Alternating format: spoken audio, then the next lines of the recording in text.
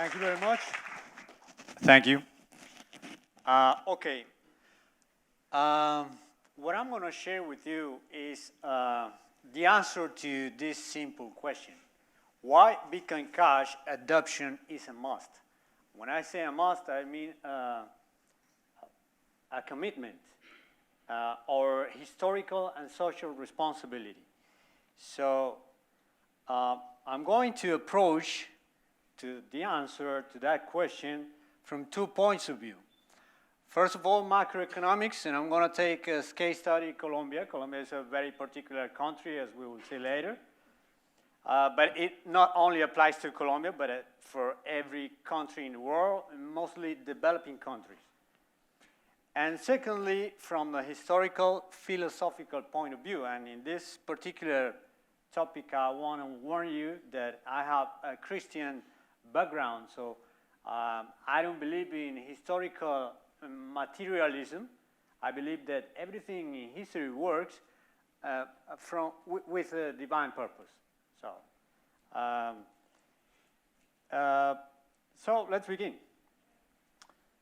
Colombia is a 49 million inhabitants country with 68% of the population economically able. 72% of the population under 45 years, so it's a very young country. And we have a literacy index above 94.2%, which is not the ideal 100%, but it is acceptable. However, although we have all the ingredients to be a strong and healthy, economically developing country, our performance has been bad. GDP growth rate in the last 10 years under 4%, which is bad. And in the last 2 years under 2%, which is a disaster. Because it means in a country with this population, it means more unemployment, more insecurity, increasing criminality, and social decomposition. These are not good news. A study of the World Economic Forum says that if a developing country wants to become developed, it must grow at a consistent rate of 7% year over year for 20 years. So our numbers are not helping us. But, okay, I didn't come here to tell you the bad news. I came here to tell you what the solutions are. And besides, more than 60% of the countries of the world are in similar or worse situations. So I'm not going to stay in this very much. This is a comparison between income and expense on the average Colombian citizen and U.S. citizen. As you may see there, one thing to notice is that our average monthly net salary is roughly 12% of that of a person in the United States, which means too low.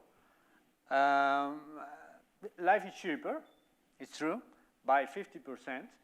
So if we make some calculations, we can see that the average Colombian citizen is losing 38% purchasing and savings power compared to U.S. citizen.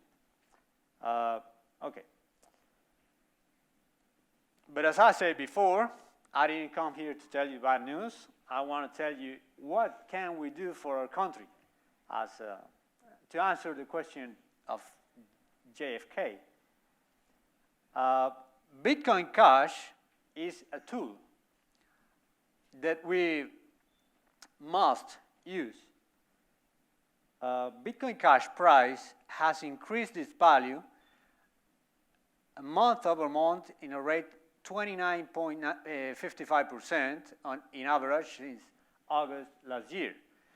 It means that Bitcoin Cash owners have 29.55% on average, month over month, more purchasing power. If we were able to transfer this purchasing power to the retail market, we could make an impact, a positive impact in economy.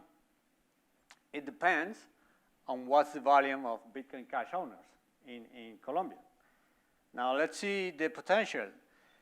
Colombia is the third country in the world in growth Bitcoin transactions after China and Nigeria.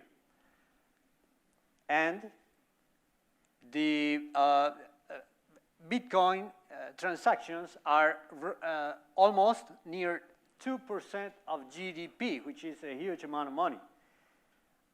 Too much people using Bitcoin in Colombia. However, people is not using Bitcoin in the retail market. People is using Bitcoin for other different things. But talking about the potential, we see that we already have the potential to impact the economy positively in an acceptable percentage.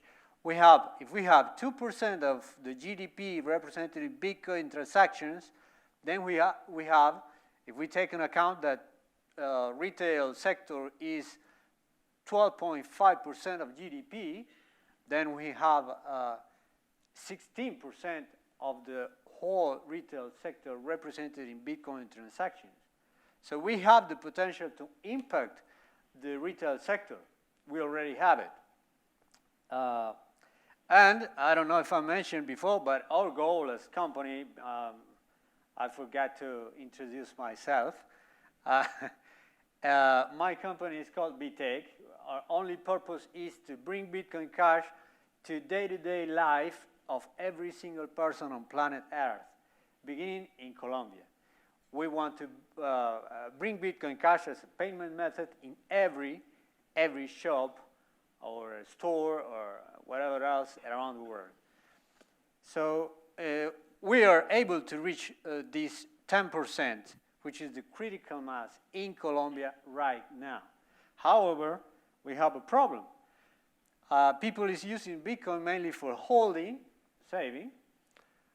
In Ponzi schemes, in Colombia, very common, and in trading. What people don't realize sometimes is that, Ponzi schemes are bad. Ponzi schemes are always a losing game. Holding is okay, because it is to save, savings. But trading, as she said before, if the people is not very experienced and know what they're doing, it's a risky activity. So, and trading is a zero-sum game. Money, some people win, some people lose. And the balance is always zero. So, don't tell me that every person in Colombia, which is thousands of people, doing trading is earning money. I don't think so. People don't have the mindset that Bitcoin is money. Bitcoin and money is used to purchase goods and services. That's the purpose of money. Now, what do we want to do to convert to reach our goal, which is to bring this 10% of the critical mass to Bitcoin Cash in the retail sector? First, we want to convert Bitcoin users into Bitcoin Cash users. That's easy to do. We can do it with a Shapeshift like button in our platform, and it's not hard to do, really.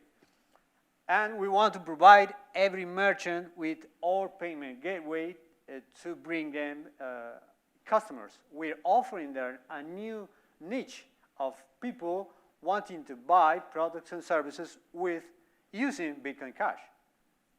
So if a merchant is said that he's going to receive more customers, he's going to be pretty happy to accept a new payment method.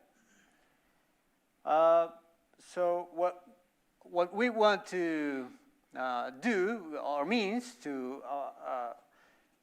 reach this purpose are to give massive educational and promotion campaigns via social media, web conferences, and also many call centers and everything we can use to reach people and tell them you can use Bitcoin Cash to make the economy of the country better.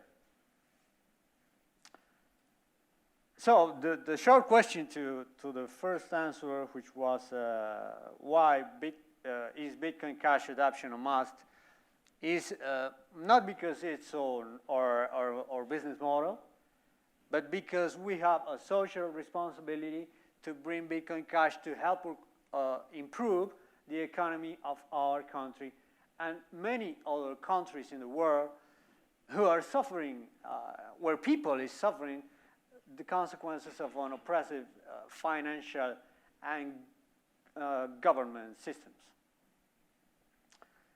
Now, I want to approach the second part.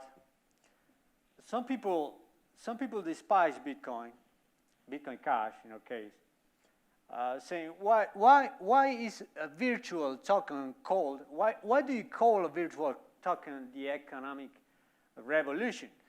And the short answer is because Bitcoin is the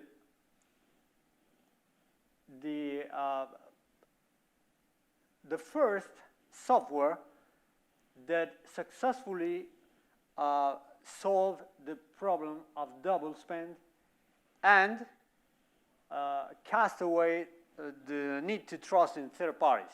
And that's the short answer. Bitcoin does it. Easy. Now, but there are people more skeptical about technical advance causing a revolution, but I must remember them that every single revolution in the history of humankind has had two main characteristics. Visionary people behind them, and a technical or scientific advance. For instance, I'm going to name you some of them, a brief summary of them. In the 4th century, the stirrup, the thing used to ride horses firmly, were used by the German barbarians to defeat the Roman legions, and years later created a new society, the feudalism and the Middle Ages, all by one small device called the stirrup. In the 13th century, a monk called Roger Bacon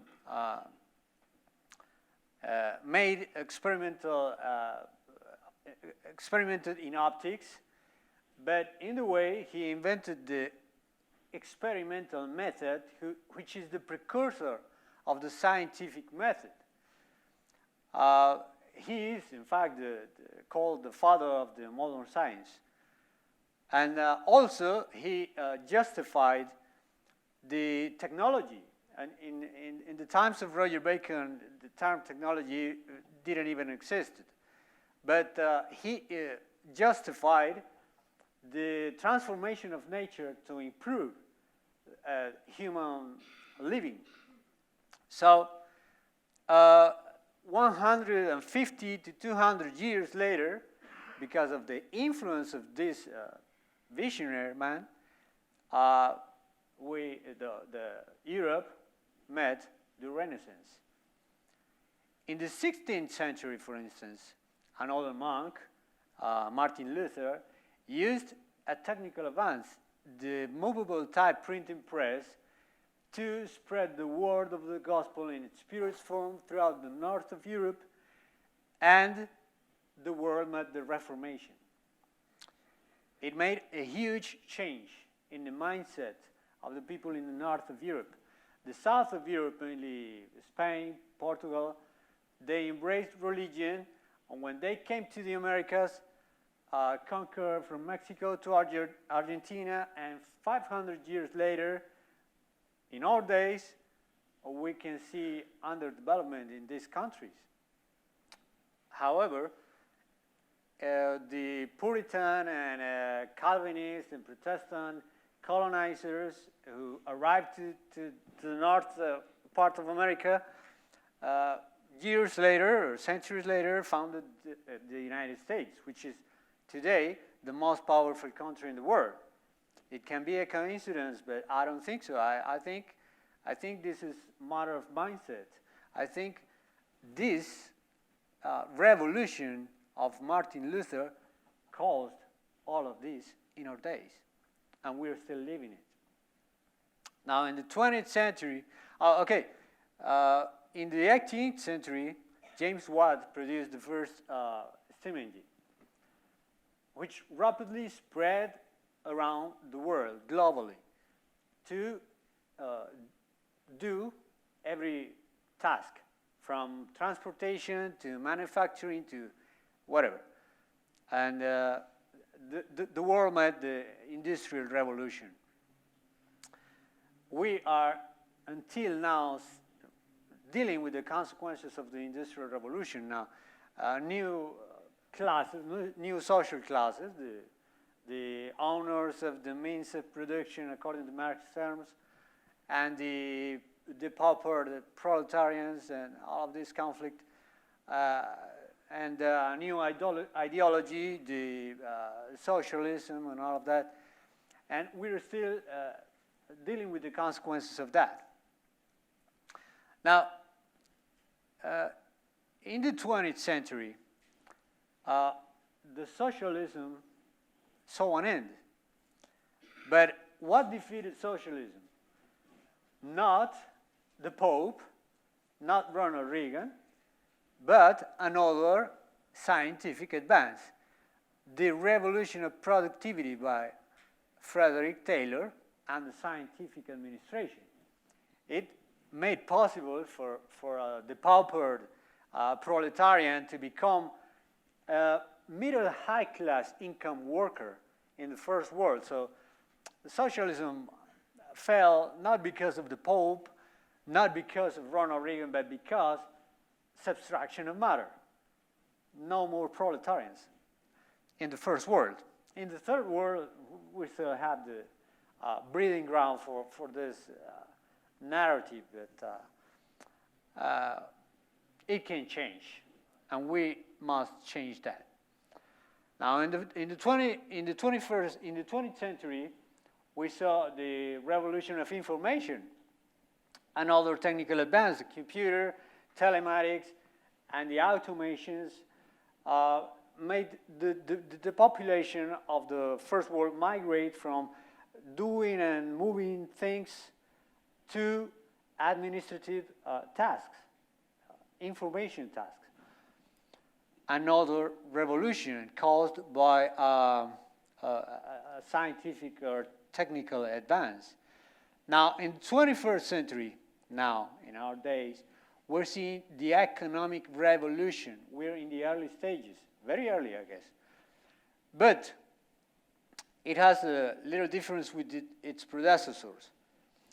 None of the above revolutions touched the nature of money, changed the nature of society, changed, creating new classes and new forms of relationship between balance of power, but none of them touched the very nature of money. The money has always been something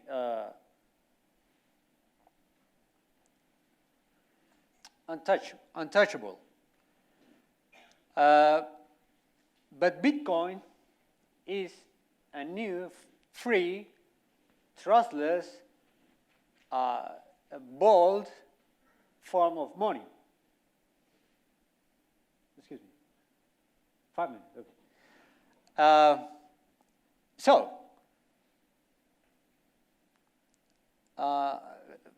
I'm going to see the picture, the complete picture. I want to say something. When Jesus asked the Pharisees, show me the image and superscription in the coin, do you remember what they said? What they answered? Somebody, anyone remembers? Caesar's. Caesar's. He said, render therefore to Caesar what is Caesar's. What he wanted to say is money belongs to Caesar. You don't own the money belongs to Caesar. Now, for the first time in history of humankind, we, the people, are able to kick Caesar's ours out of our property. And that's what Bitcoin is. And that's why it is the economic revolution. Now, the revolution is not the blockchain. The revolution is Bitcoin. The reason of the blockchain is to cast away a third party, the need of a third party to make a transaction between two parties. But the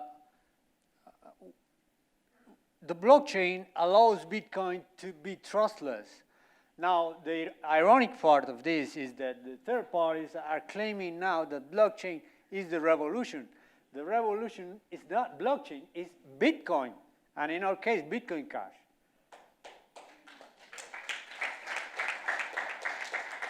Now, Bitcoin Cash will produce a new balance of power between governments, the financial system, and the society.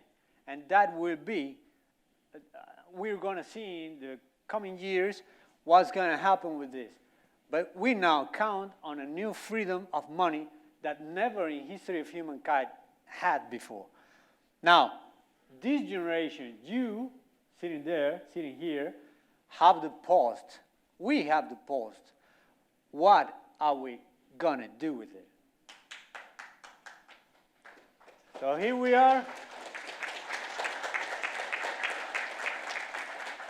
Here we are. I represent this company called btech.co.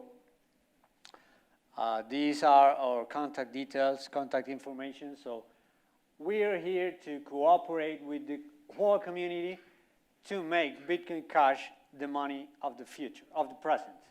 Thank you. Thank you. All right. Thank you, Boris. Okay, we got some scripture this morning. Sunday morning. Do we have any questions? Hallelujah. Woo! I have a question, Boris.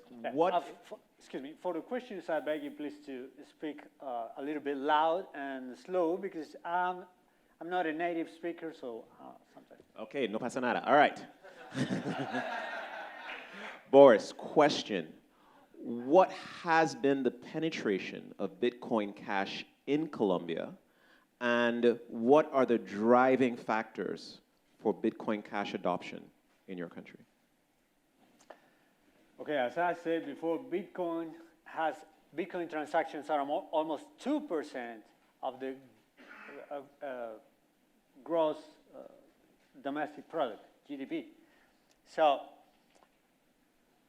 Bitcoin Cash is not well known because people has a lot of misinformation, and many Bitcoin people in Colombia is by the side of the Bitcoin core attitude of, Bitcoin Cash is the Chinese Bitcoin, and Bitcoin Cash is the Bitcoin of Roger Ver, and all of these sort of illusions.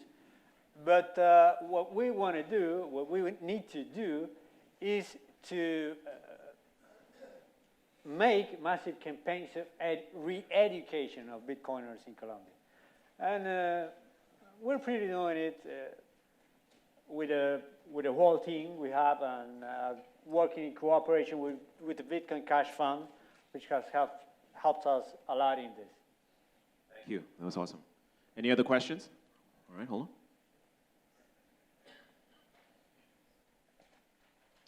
Hi. So what do you think is the biggest difference in adoption in Bitcoin Cash in Colombia versus, say, the Americas? Well, I don't really know what's the level of adoption in the rest of the countries of America, but microphone? But is that your question? So I'm not talking about the level of adoption, but rather the mode or method. Like Excuse me? the method of adoption. Like, do you see it as being different? Like, do people view it in a different way? How would you compare and contrast? Oh, okay. Well, I think you answered that a little bit when you said, people view Bitcoin Core versus Bitcoin Cash, Bitcoin Core versus Roger Ver's Bitcoin, and Bitcoin versus the Chinese Bitcoin. I think you mentioned that, yeah? Yeah, but something else is that in Colombia and most of the countries of Latin America, 75% of the retail market is offline. So point of sale developments are very important there. All right. I promise, Ken. Hi. Revelation 3.12 says Jesus will return with his new name. Maybe I read a little bit. I will write upon him the name of my God and the name of the city of my God, which is New Jerusalem, which comes down out of heaven from my God, and I will write upon him my new name. So what do you think of his new name? Well, this question doesn't belong to this forum. But sure, Jesus is going to come back, and when he comes back, I guess Revelation 13 says that something that we don't realize sometimes because many people don't believe in these things, but the Antichrist, the figure of the Antichrist, is going to dominate the economy of the world with a one-word currency. Now the question is this currency Bitcoin? And the answer is no, because it must be a controlled currency. And Bitcoin is not controlled and cannot be controlled. I mean, Bitcoin Cash. Bitcoin can be controlled, but Bitcoin Cash cannot be controlled. Amen. I'm going to wrap up with that one. Woo! All right. Let's give a round of applause for Boris.